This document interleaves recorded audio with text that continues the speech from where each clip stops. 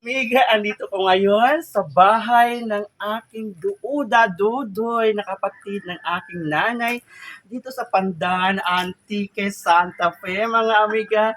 Tingnan nyo ang kanyang bahay. Ayan, mga amiga. Ang daming tanim ng mga halaman at bulaklak. Ito ang lagi kong pinupuntahan sa bahay na ito, ang mga bulaklak na ito. Dahil ito ay napagbigay ng saya sa akin.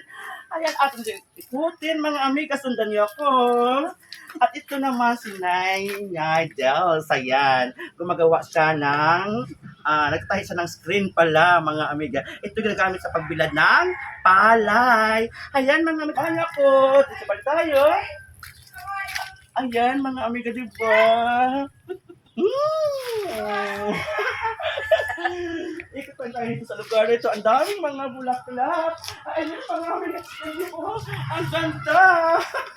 Wow, anong klaseng bulaklak ito? Ba't ang ganda tingnan? Ang dami. Ayan o. Siya ay namulaklak ng gusto, mga amiga. Ayan, ato pala ikutin. Ang sa kabila dito, mga amiga. Yan. O diba? At may pangabunga ng langka, mga amiga. Imagine nyo, sa puno, dito pa sa ibaba, namumunga yung langka. Ayan mga, diba? Ang cute tingnan. Ayan. O, tapos taas pa din, o. Ayan, grabe ang bunga ng langka na ito, mga amiga.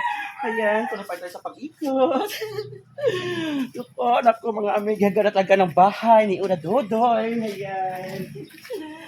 Sa ngayon, ako ay magpasalamat lagi sa inyong panood ng aking mga live videos. Bye-bye mga amiga. See you again.